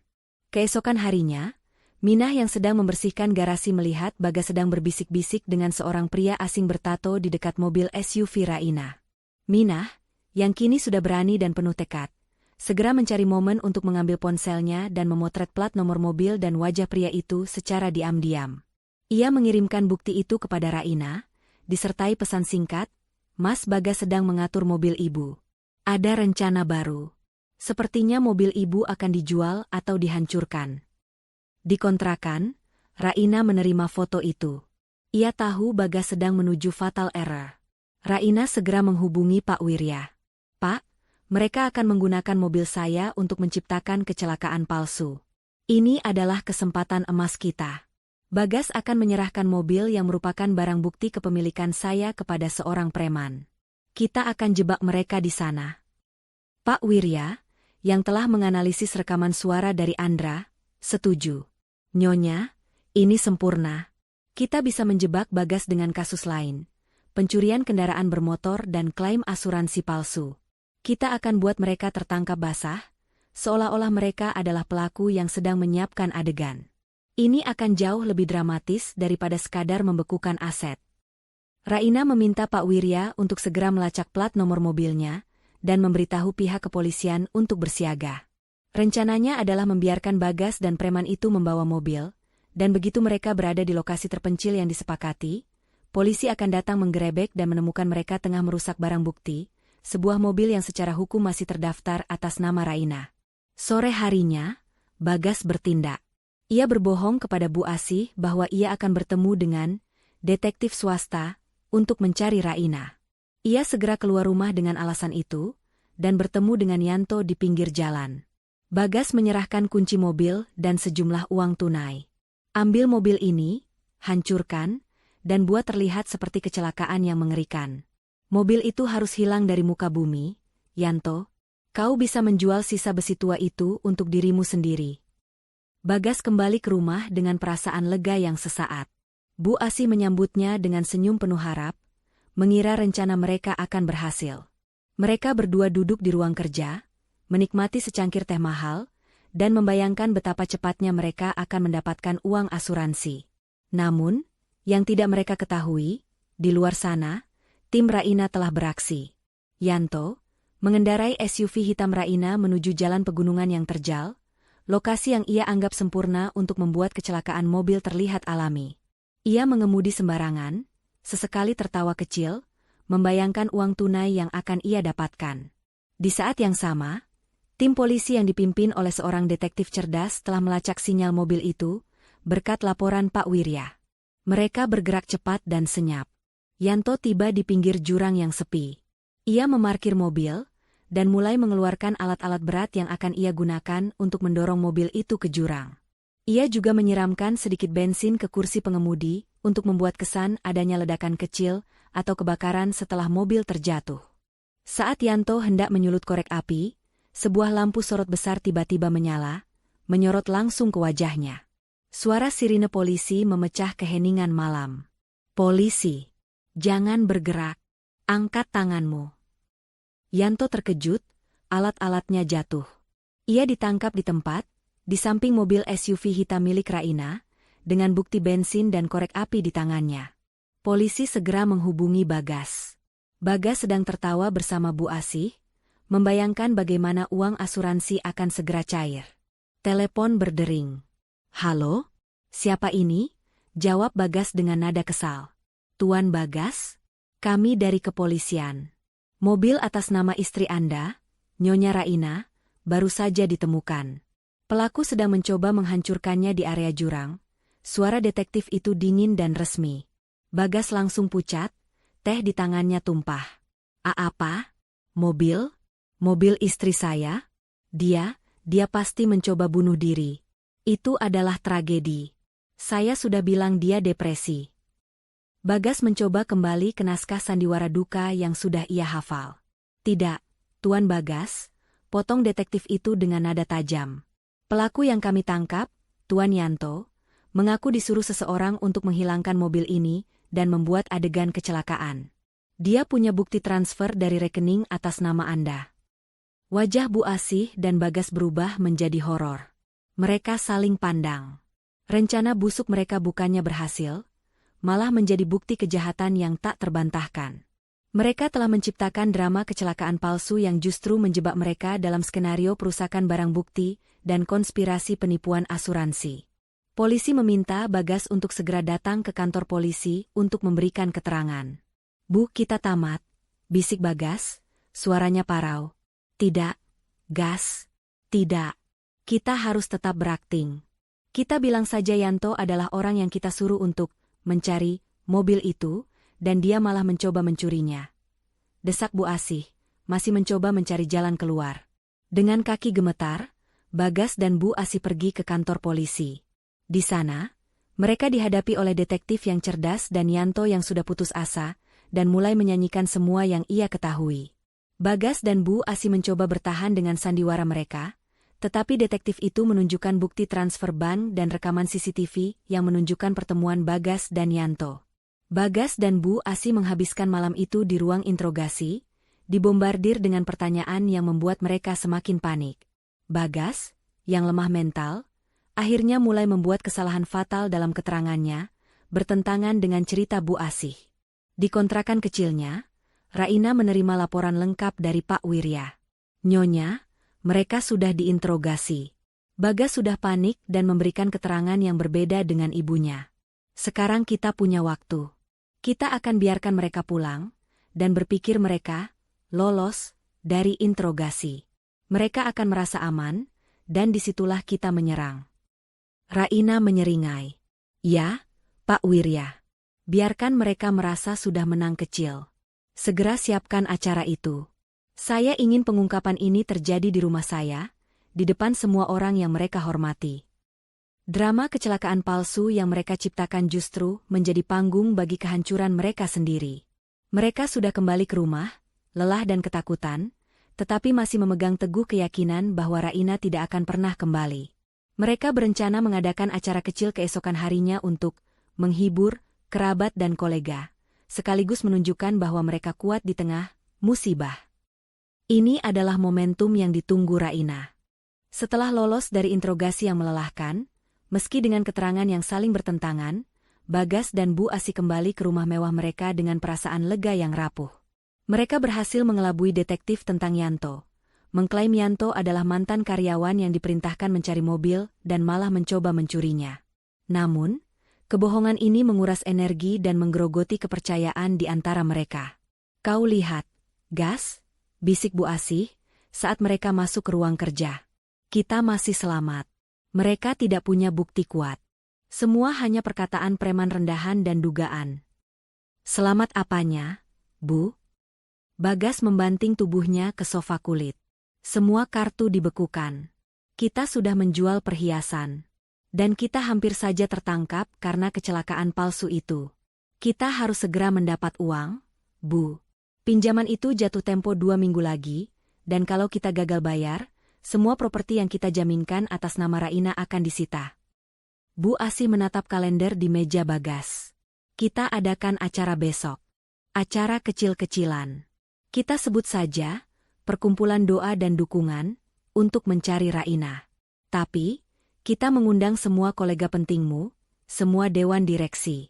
Kita tunjukkan bahwa kita kuat, dan bahwa hilangnya Raina tidak mempengaruhi stabilitas keuangan kita. Begitu mereka melihat kita santai, mereka akan percaya dan kita bisa menenangkan para kreditor. Mereka berdua menghabiskan malam itu merencanakan acara sandiwara tersebut, tanpa menyadari bahwa setiap kata, setiap rencana, dan setiap celotehan keputusasaan mereka terekam dengan sempurna oleh alat sadap di balik jam dinding. Di kontrakan sederhana, Raina yang kini jauh lebih tenang dan fokus, mendengarkan rekaman itu melalui sambungan aman yang dikirimkan Andra. Wajahnya datar, tanpa emosi, mendengarkan detil bagaimana mereka berencana mengumumkan dirinya, hilang selamanya, di acara besok, dan bagaimana mereka akan mulai menekan notaris untuk mempercepat proses pengalihan aset. Mereka sudah memutuskan panggungnya, Pak Wirya, kata Raina melalui telepon terenkripsi. Besok, di rumah saya. Kita serang mereka di sana. Sempurna, Nyonya, jawab Pak Wirya, pengacara Raina. Semua dokumen sudah siap. Gugatan cerai sudah disahkan. Perintah penahanan sementara atas dugaan konspirasi pembunuhan dan penipuan asuransi juga sudah saya dapatkan. Dan yang paling krusial, surat perintah sita dari pengadilan untuk semua aset properti yang mereka jaminkan atas nama Nyonya. Saya akan mengurus pendaftaran itu di kantor notaris pagi-pagi, sehingga tidak ada lagi celah hukum bagi mereka. Raina memberikan tugas terakhir kepada Pak Wirya dan Andra. Pak Wirya, Saya ingin Bapak datang ke acara itu bersama seorang petugas pengadilan yang sah. Andra, kau harus datang lebih awal. Kau harus memastikan Minah mendapatkan isyarat untuk meninggalkan rumah sebelum kegaduhan dimulai. Sementara rencana besar disusun, di rumah mewah itu, Bagas dan Bu Asih membuat kesalahan fatal terakhir mereka. Bagas merasa sangat stres. Untuk menenangkan diri, ia meraih sebotol wine mahal dari lemari es dan kembali ke ruang kerja. Ia menatap Bu Asih yang sedang menghitung daftar tamu. Aku sangat benci wanita itu, gerutu Bagas, menuang wine ke dalam gelas. Aku sudah memberinya segalanya. Rumah ini, status sosial. Dan dia membalasku dengan lari, memblokir uangku, dan membuatku berurusan dengan polisi rendahan. Sudahlah, Gas. Sabar, desak Bu Asih, tanpa menoleh. Aku tidak sabar, Bu. Aku ingin semua ini berakhir. Bagas berteriak. Ia menendang meja kecil di depannya. Aku sangat menyesal aku mendengarkanmu. Kau yang menyuruhku memaksanya menandatangani surat kuasa umum itu, kau bilang itu hanya formalitas. Padahal kau mau aku mengalihkan aset properti utamanya agar bisa kau jaminkan untuk hutang judimu. Kau yang merusak semuanya, Bu. Kau serakah. Bu Asih membanting pulpen. Hentikan, Bagas. Apa kau lupa siapa yang memberimu koneksi dan jabatan di perusahaan itu? Kau hanya direktur boneka. Akulah yang membuatmu bisa menikahi Raina yang kaya. Aku melakukan semua ini demi kita. Demi kita atau demi dirimu sendiri? Semua hutang itu hutangmu. Bagas balik berteriak. Aku harus menyingkirkannya. Dia terlalu cerdas. Jika dia tidak pergi, dia pasti akan menemukan semua rahasia keuangan kita. Balas Bu Asih. Aku sudah atur segalanya. Termasuk gas di gudang. Aku sudah memanggil teknisi dan menyuruhnya memanipulasi water heater. Aku hanya menunggu waktu Bagas pergi keluar kota untuk memintanya mengambil sesuatu di gudang dan... Bu Asih berhenti bicara. Napasnya tercekat. Ia sadar ia baru saja mengungkapkan seluruh rencananya secara rinci dan keras. Bagas menatap ibunya dengan tatapan panik. Bu, hentikan. Jangan bicara lagi. Siapa tahu ada yang dengar. Mereka berdua terdiam, saling menatap, ketakutan yang dingin menjalari tulang mereka.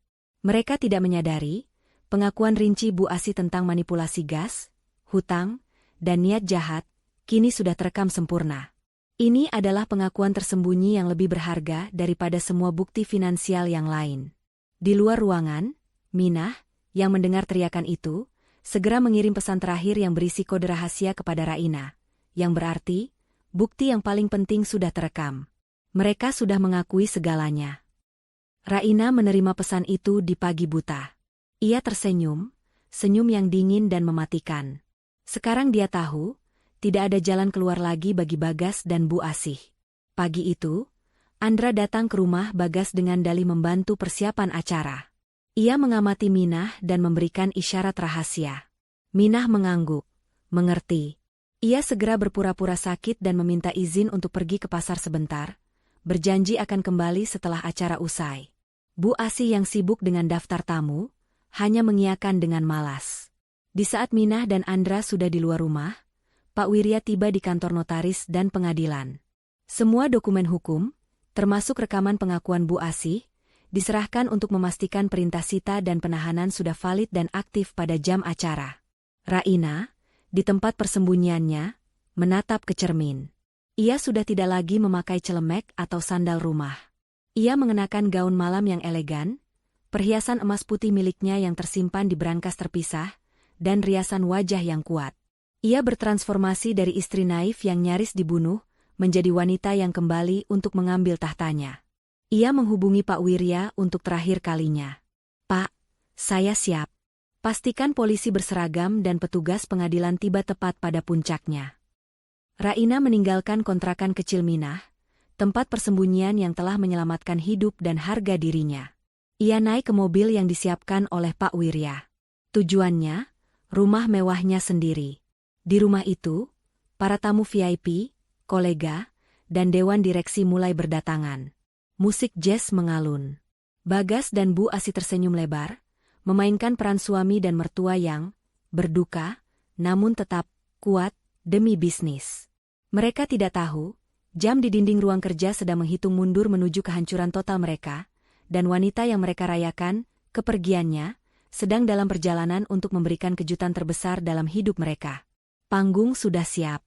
Lampu kristal di aula utama rumah mewah itu memancarkan cahaya yang memantul pada lantai marmer, menciptakan kemewahan palsu yang menjadi panggung kehancuran. Bagas dan Bu Asih berdiri di tengah ruangan, dikelilingi oleh puluhan tamu penting, rekan bisnis, kolega dewan direksi, dan tokoh sosialita. Acara, perkumpulan doa dan dukungan, yang mereka adakan terasa lebih seperti pesta perayaan. Keduanya tersenyum lebar. Senyum yang memamerkan kekuatan dan kesombongan, meskipun di dalam hati mereka, ketakutan akan hutang dan interogasi polisi masih bercokol. Bu Asih mengambil mikrofone yang disiapkan di sudut ruangan. Terima kasih banyak atas kehadiran Anda semua. Kehadiran Anda adalah bukti bahwa kami, keluarga Bagas, tetap kuat di tengah musibah ini. Kami sangat yakin, Raina istri saya, pasti sudah menemukan kedamaian yang ia cari. Dan kami akan berusaha sekuat tenaga untuk melanjutkan semua bisnis dan legasi yang sudah ia tinggalkan. Ucapan, legasi, itu membuat beberapa kolega di sudut ruangan saling pandang, meragukan integritas Bu Asih. Bagas mengambil alih mikrofone, matanya memancarkan rasa puas yang menjijikan. Ya, kami berjanji akan mengurus semuanya. Termasuk aset-aset dan properti yang ia kelola. Kami akan pastikan perusahaan tetap berjalan stabil, karena dia tidak akan kembali. Dan kami adalah ahli waris tunggalnya. Seketika, suasana menjadi hening. Ini adalah pengumuman tak resmi bahwa Raina telah dianggap mati. Bagas dan Bu Asih tersenyum penuh kemenangan. Mereka merasa, dengan pengumuman ini, mereka telah mendapatkan validasi sosial yang mereka butuhkan untuk mempercepat proses asuransi dan meredakan kecurigaan. Tepat pada puncak pengumuman arogan itu, ketika Bagas mengangkat gelasnya untuk bersulang, tiba-tiba pintu utama yang tinggi terdorong terbuka dengan suara keras. Semua mata langsung tertuju pada pintu. Berdiri di ambang pintu, disinari cahaya backlight yang dramatis, adalah sosok yang mereka anggap sudah hilang atau mati. Itu adalah Raina. Ia mengenakan gaun malam berwarna gelap yang elegan, menonjolkan aura kekuasaan yang tak terbantahkan. Ekspresi wajahnya tenang, dingin, dan mematikan, jauh dari wajah naif dan polos yang biasa mereka lihat. Ia tidak berjalan, melainkan meluncur dengan langkah yang terukur, matanya tertuju lurus pada Bagas dan Bu Asih. Seluruh ruangan membeku. Tamu-tamu VIP terdiam, ada yang menjatuhkan gelas, ada yang terbelalak tak percaya. Bagas dan Bu Asih, yang baru saja bersulang untuk kematiannya, kini terpaku, wajah mereka pucat pasi seolah melihat hantu yang mereka ciptakan sendiri. Raina, bisik Bagas, suaranya tercekat. Mikrofone di tangannya jatuh ke lantai, menghasilkan bunyi feedback yang memekakan telinga. Bu Asih, yang lebih cepat pulih dari shock, segera maju selangkah, berakting panik. Raina, astaga, kau hidup. Dari mana saja kau? Kami sangat mengkhawatirkanmu. Kau membuat kami gila. Cepatlah, nak, kau terlihat tidak sehat. Ia mencoba merangkul Raina, mencoba membawa Raina ke sudut ruangan agar drama ini tidak disaksikan publik. Raina menghentikan langkahnya. Tatapannya menembus topeng Bu Asih. Jangan sentuh aku, Bu Asih, katanya, suaranya rendah namun memegang otoritas penuh, menggema di ruangan yang hening. Saya tidak terlihat tidak sehat. Saya terlihat seperti seseorang yang baru saja lolos dari jebakan maut yang kalian ciptakan sendiri. Suasana semakin tegang. Tamu-tamu mulai berbisik-bisik. Di saat yang sama, Pak Wirya masuk dari belakang Raina, tidak sendirian. Ia didampingi oleh 2 orang petugas pengadilan resmi berseragam, dan beberapa polisi berseragam yang menjaga pintu. Pak Wirya membawa sebuah proyektor kecil, dan meletakkannya di meja terdekat. Ia mengambil mikrofone yang tadi jatuh. Hadirin sekalian, ujar Pak Wirya dengan suara lantang dan resmi. Maaf mengganggu acara, dukungan, ini. Saya Pak Wirya, pengacara dan kuasa hukum resmi Nyonya Raina. Kedatangan kami ke sini adalah untuk mengumumkan beberapa hal penting terkait status kepemilikan aset dan gugatan hukum. Bagas akhirnya tersadar. Ia berteriak, "Wirya, kau tidak berhak di sini. Ini rumahku. Keluar." "Oh, benarkah ini rumahmu, Bagas?" balas Raina dingin. "Tadi kau bilang aku sudah meninggal dan kau adalah ahli warisku. Sekarang kau mengusirku dari rumahku sendiri?" Raina memberi isyarat kepada Pak Wirya. Proyektor menyala, menyorot ke dinding kosong di sebelah tangga. Yang pertama ditampilkan adalah surat perintah sita sementara. "Hadirin sekalian," jelas Pak Wirya, suaranya seperti palu hakim. "Atas permintaan Nyonya Raina, dan berdasarkan bukti adanya niat jahat dan penipuan finansial, pengadilan telah mengabulkan permohonan sita sementara atas seluruh properti, aset, dan rekening yang masih terdaftar atas nama Nyonya Raina, dan semua aset yang dijaminkan oleh Tuan Bagas dan Nyonya Asih, termasuk rumah ini." Seluruh ruangan tersentak. Bagas maju, matanya melotot. "Sita? Kau gila. Ini semua milikku. Kau menipu." "Menipu?" Raina maju selangkah, tatapannya menyala. "Kau yang menipu, Bagas. Kau menipu, mencoba membunuh, dan mencoba mencuri. Kau pikir, mengapa semua kartu kredit dan rekening bankmu dibekukan mendadak? Karena aku sudah tahu rencanamu.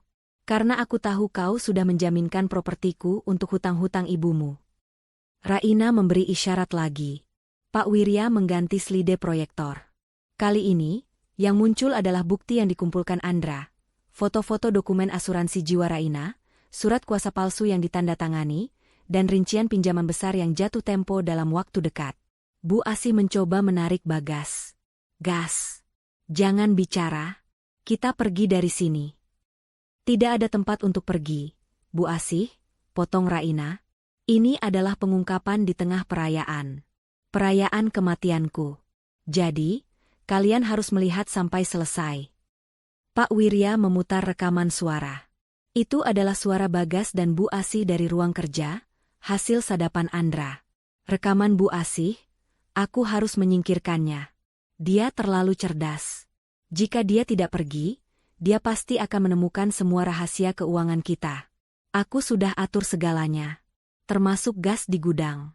Aku sudah memanggil teknisi dan menyuruhnya memanipulasi water heater. Aku hanya menunggu waktu Bagas pergi keluar kota untuk memintanya mengambil sesuatu di gudang dan..." Rekaman Bagas, "Sial.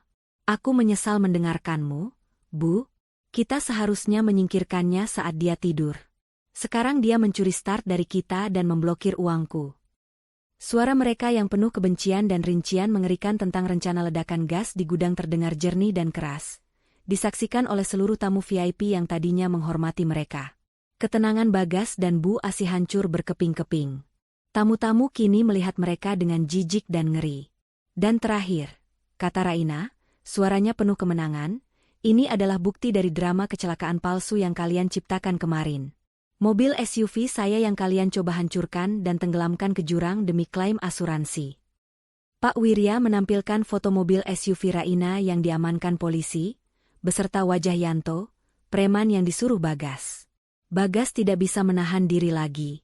Ia berteriak histeris, menunjuk Raina. "Kau iblis. Kau yang gila. Kau memata-matai kami. Kau memalsukan semua ini." Raina melangkah maju, sangat dekat dengan Bagas, matanya tak berkedip. "Saya tidak perlu memalsukan apapun, Bagas. Semua yang kalian lakukan adalah kebenaran yang keji. Dan saya berterima kasih kepada kalian, karena drama ini telah menunjukkan siapa kalian sebenarnya. Dua penipu serakah yang rela membunuh demi uang." Raina kemudian menoleh kepada para petugas pengadilan. "Lanjutkan prosesnya, Pak.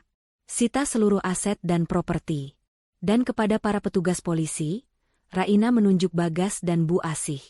"Saya Nyonya Raina, mengajukan tuntutan pidana atas percobaan pembunuhan berencana, penipuan asuransi, dan pencemaran nama baik. Mohon segera tangkap kedua pelaku ini." Polisi berseragam maju. Dua orang petugas mendekati Bagas dan Bu Asih. "Tuan Bagas dan Nyonya Asih, Anda ditahan atas dugaan konspirasi pembunuhan berencana dan penipuan finansial. Anda punya hak untuk diam." Bu Asih mencoba memberontak. "Tidak. Kalian tidak bisa melakukan ini. Aku punya koneksi. Aku akan menuntut kalian semua. Tetapi usahanya sia-sia. Lengan mereka diborgol, dan di tengah keramaian tamu yang kini merekam dengan ponsel mereka, Bagas dan Bu Asi digiring keluar dari rumah yang mereka klaim sebagai milik mereka. Perayaan duka palsu itu berakhir dengan tawa sinis para tamu yang tadinya mereka anggap bodoh. Raina berdiri tegak di tengah ruangan, menyaksikan kejatuhan orang-orang yang hampir merenggut nyawanya, dan ia akhirnya bisa bernapas lega. Keadilan telah ditegakkan, dan kehancuran mereka dilihat oleh seluruh dunia. Pintu kantor polisi membanting menutup di belakang Bagas dan Bu Asih, menutup rapat drama yang telah mereka ciptakan. Kejadian di rumah mewah itu, penahanan di tengah sorotan kamera tamu VIP, telah menjadi viral dalam hitungan menit. Reputasi yang selama ini mereka bangun dengan penuh kesombongan, kini hancur lebur hanya dalam satu malam. Mereka menjadi bahan ejekan, simbol keserakahan yang berakhir tragis. Di dalam sel tahanan yang dingin, Bu Asi menangis meraung-raung, bukan karena penyesalan atas niat membunuh, melainkan karena aib sosial yang tak termaafkan. Gas! Lihat apa yang sudah kau lakukan. Nama baikku. Semua kolega penting itu. Mereka melihat kita diborgol. Kita hancur. Bagas duduk di sudut sel, wajahnya kosong. Rasa takut yang murni kini menggantikan arogansi. Ia bukan lagi direktur yang berkuasa. Ia hanya seorang pria pengecut yang tertangkap basah. Bukan aku, Bu. Kau yang terlalu serakah. Kau yang menyuruhku menandatangani semua pinjaman busuk itu. Kau yang mengatur skenario gas itu. Sekarang kita di sini, di mana semua uang itu? Mereka saling menyalahkan, menunjukkan betapa rapuhnya ikatan, cinta, dan bisnis yang mereka miliki. Mereka tahu, rekaman suara pengakuan mereka yang diputar di depan umum adalah hukuman mati sosial dan hukum bagi mereka. Sementara itu, Raina meninggalkan rumah itu bersama Pak Wirya dan Andra. Ia tidak mengucapkan sepatah kata pun dalam perjalanan. Kekuatan yang ia tampilkan di depan publik kini meredup, digantikan oleh kelelahan emosional yang mendalam. Setibanya di kantor Pak Wirya, yang menjadi markas sementara, Raina duduk di sofa, membiarkan keheningan mengisi ruangan. Nyonya Raina, Anda luar biasa. Itu adalah konfrontasi paling berani yang pernah saya saksikan, kata Pak Wirya, mencoba memecah keheningan. Secara hukum, kita menang mutlak. Dengan bukti rekaman pengakuan niat pembunuhan, penipuan asuransi, dan perusakan barang bukti, Bagas dan Bu Asi akan menghadapi tuntutan pidana berat. Selain itu, gugatan cerai Nyonya sudah diproses, dan yang terpenting, semua aset utama Anda sudah aman di bawah perlindungan pengadilan, tidak ada yang bisa mereka sentuh. Raina akhirnya bicara, suaranya pelan dan bergetar. Aku tidak merasa menang, Pak Wirya. Aku hanya merasa kosong. Aku baru saja melihat kehancuran pria yang pernah kucintai, dan ibunya. Aku hanya merasa lelah. Air mata yang ia tahan selama berhari-hari akhirnya menetes. Aku tidak menangis karena kasihan pada mereka. Aku menangis karena aku begitu bodoh. Aku membiarkan diriku dicintai karena hartaku, dan hampir mati karenanya. Andra, yang selama ini menjadi sahabat setia, mendekat dan menggenggam tangan Raina. Rai, jangan salahkan dirimu. Kau tidak bodoh. Kau hanya terlalu tulus. Dan ketulusanmu hari ini telah menyelamatkanmu. Kau sudah melakukan hal yang benar.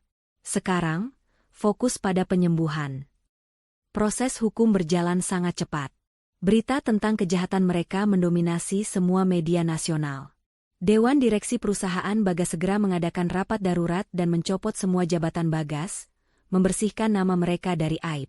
Para kolega dan teman yang dulu dihormati Bagas dan Bu Asi kini ramai-ramai menjauh, menolak dikaitkan dengan kasus memalukan itu.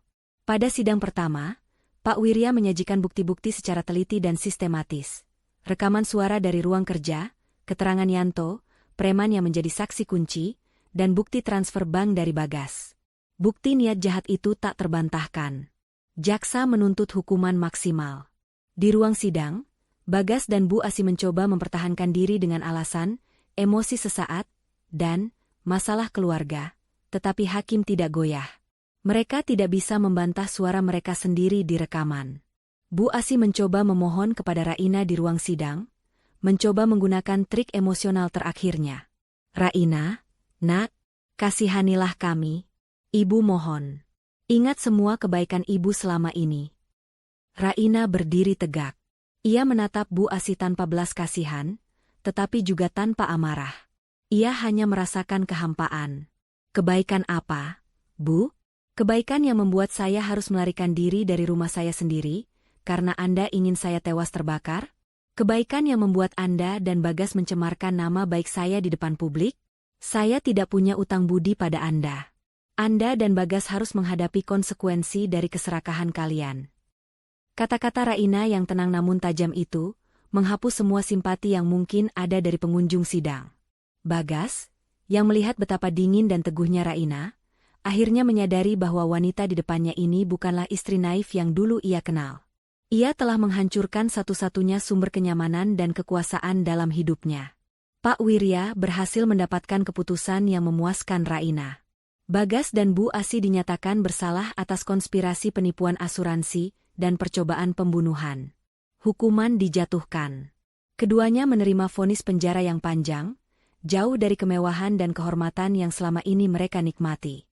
Lebih dari itu, mereka diwajibkan mengembalikan semua aset yang mereka jaminkan dan semua kerugian yang mereka timbulkan, membuat mereka jatuh miskin dan terlilit hutang setelah keluar dari penjara. Setelah sidang usai, Raina keluar dari ruang pengadilan, dikelilingi oleh wartawan. Namun, ia tidak memberikan pernyataan apapun. Ia hanya menatap langit yang cerah. Apa yang harus aku lakukan sekarang, Pak Wirya? Tanya Raina. Nyonya harus fokus pada babak baru, Nyonya Raina, jawab Pak Wirya, tersenyum. Pintu penjara sudah menutup babak yang lama. Sekarang, saatnya membangun ulang hidup Anda. Dan yang paling penting, Nyonya perlu mencari Minah. Dia pahlawan sejati di kisah ini. Raina mengangguk. Hatinya kini dipenuhi rasa syukur yang mendalam. Minah, seorang art yang berani dan setia, adalah pahlawan tanpa tanda jasa. Keputusan pengadilan itu menjadi penutup yang menyakitkan namun adil bagi Raina. Ia tidak lagi terbebani oleh ketakutan atau kewajiban untuk berpura-pura. Ia telah mendapatkan kebebasan sejati, yang dibayar mahal dengan pengkhianatan dari orang yang dicintai. Kisah tentang Raina dan pengkhianatan di rumah mewah itu berakhir di meja pengadilan. Tetapi bagi Raina, ini hanyalah permulaan untuk sebuah kehidupan yang baru dan lebih otentik.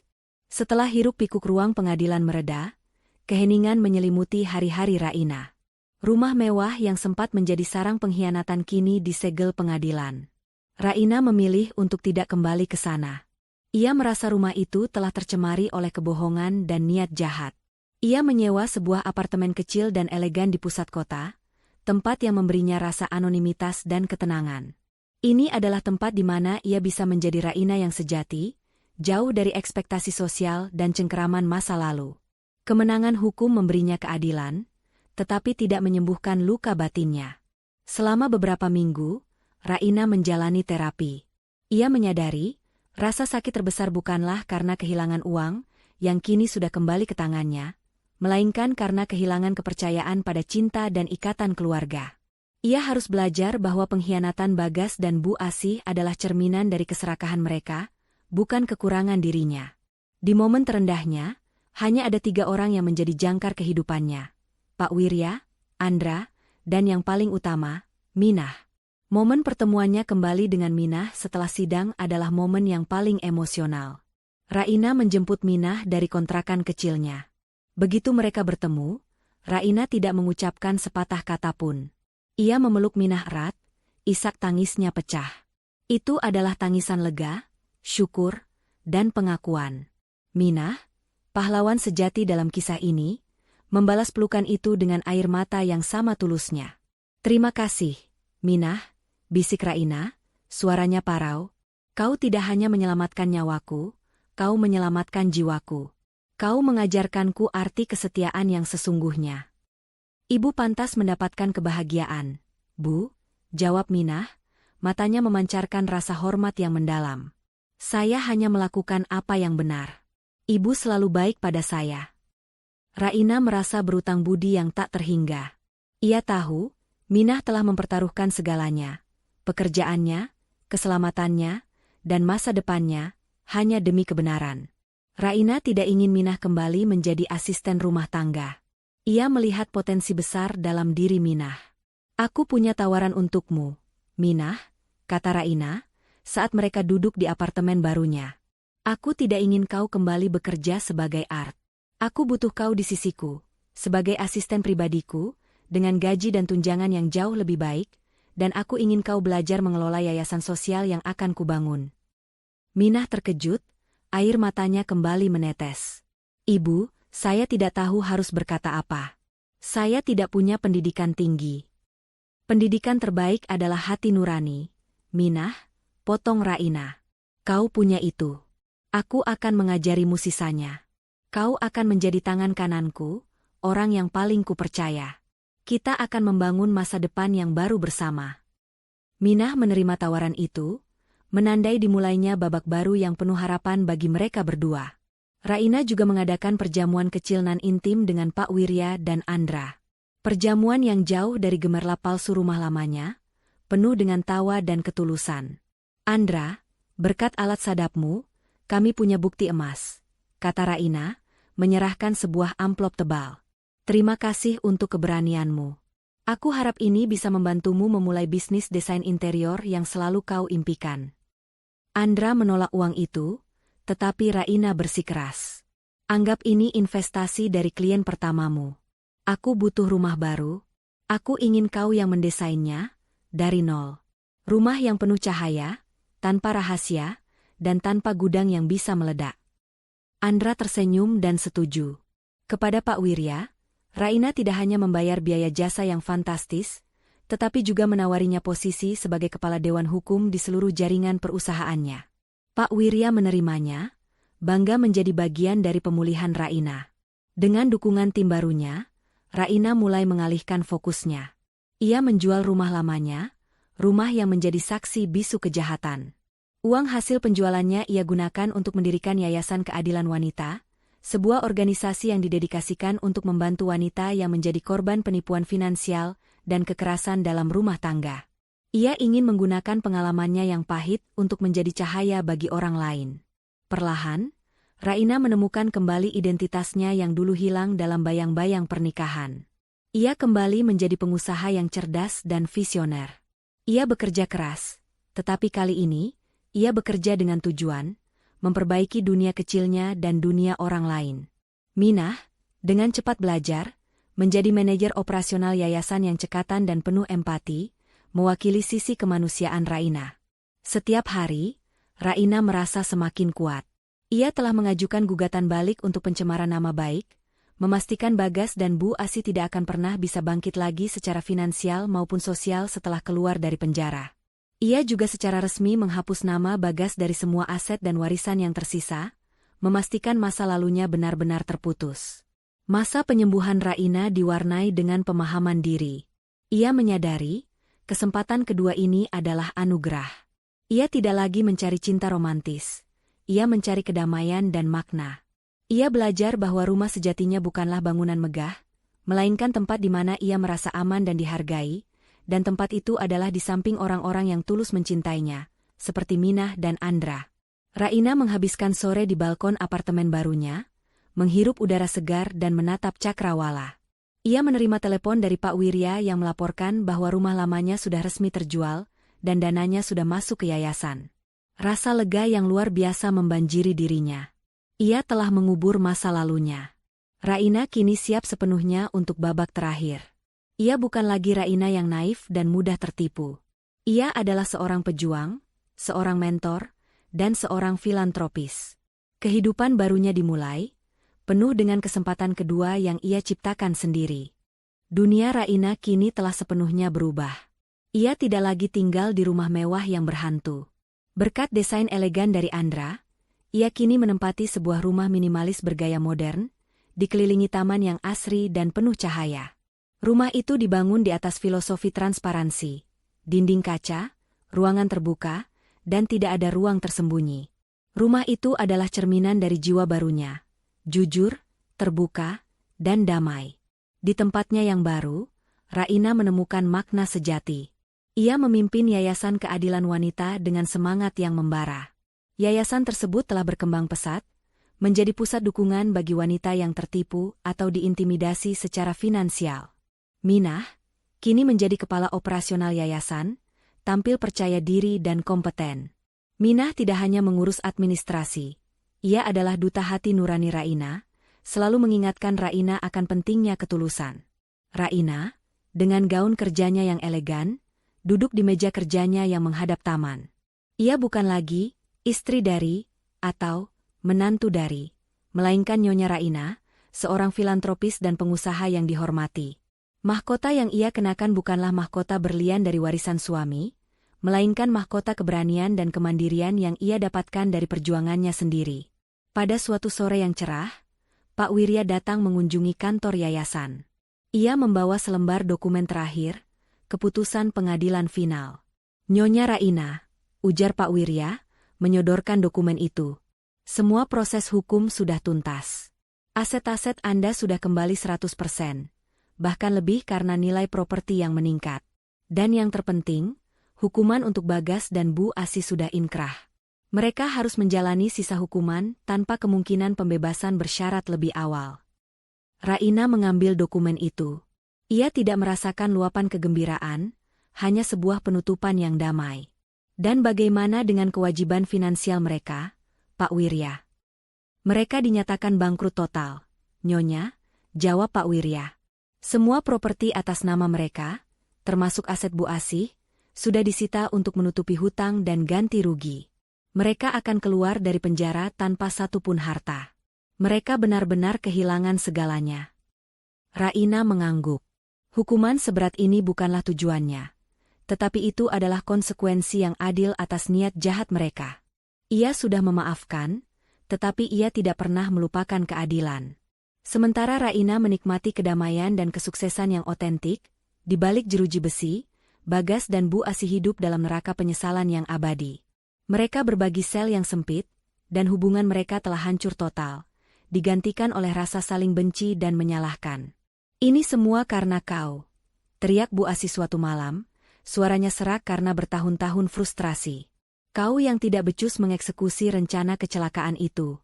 Kau yang pengecut diinterogasi polisi. Aku sudah memberikanmu hidup mewah, dan kau merusaknya. Aku? Kau yang serakah, Bu, balas Bagas, tubuhnya yang dulu gagah kini kurus kering. Aku hanya boneka yang kau suruh menikahi wanita kaya. Jika saja kau tidak terobsesi dengan uang, kita tidak akan di sini. Dan lihat sekarang. Raina, wanita yang kita sebut gila dan bodoh itu, dia sukses besar. Dia dihormati. Dia mengambil semua yang kita punya. Penderitaan terbesar mereka bukanlah dinding penjara, melainkan kenyataan yang mereka saksikan melalui berita sesekali di koran bekas. Mereka melihat foto-foto Raina yang tersenyum saat meresmikan pusat yayasan barunya, atau saat ia menerima penghargaan atas keberaniannya. Mereka mendengar kabar bahwa Minah, Art yang mereka remehkan, kini duduk di kursi direktur yayasan. Mereka menyadari, wanita yang mereka anggap miskin dan mudah dibunuh, adalah satu-satunya sumber kekayaan dan kebahagiaan mereka. Dan mereka telah menghancurkan sumber itu dengan tangan mereka sendiri. Penyesalan itu adalah racun yang membunuh mereka perlahan dari dalam, jauh lebih menyakitkan daripada hukuman fisik. Pada hari peresmian rumah baru Raina, ia mengundang semua orang yang mendukungnya, Minah dan seluruh tim yayasan, Pak Wirya, dan Andra. Di tengah pidato kecilnya, Raina berhenti. Ia menatap semua orang dengan mata berkaca-kaca, tetapi kali ini, air mata kebahagiaan. 2 tahun lalu, mulai Raina, suaranya tenang. Aku nyaris kehilangan segalanya karena pengkhianatan dari orang yang paling kupercaya. Aku nyaris kehilangan nyawaku karena keserakahan. Aku nyaris kehilangan diriku karena kepolosan yang naif. Ia tersenyum, menoleh ke arah Minah. Minah mengajarkanku bahwa kesetiaan dan keberanian tidak diukur dari status sosial atau pendidikan. Andra mengajarkanku bahwa persahabatan sejati adalah perlindungan terbaik. Dan Pak Wirya mengajarkanku bahwa hukum akan selalu berpihak pada kebenaran. Raina mengangkat gelasnya. Aku kehilangan rumah mewahku yang lama, aku kehilangan suamiku, dan aku kehilangan kehangatan keluarga palsu. Tapi aku mendapatkan sesuatu yang jauh lebih berharga. Aku mendapatkan kebebasan. Aku mendapatkan keluarga sejati yang berdiri di sini bersamaku hari ini, dan aku mendapatkan mahkota yang berbeda. Ia menyentuh kepalanya. Mahkota ini terbuat dari keberanian, ketulusan, dan kemandirian. Dan mahkota ini tidak akan pernah bisa direnggut oleh siapapun. Dengan kata-kata itu, Raina menutup babak kelam dalam hidupnya dan meresmikan babak baru yang penuh harapan. Ia menjalani hidup dengan satu prinsip. Kekayaan sejati bukanlah pada apa yang kau miliki, melainkan pada siapa yang kau percayai, dan pada keberanian untuk jujur pada diri sendiri.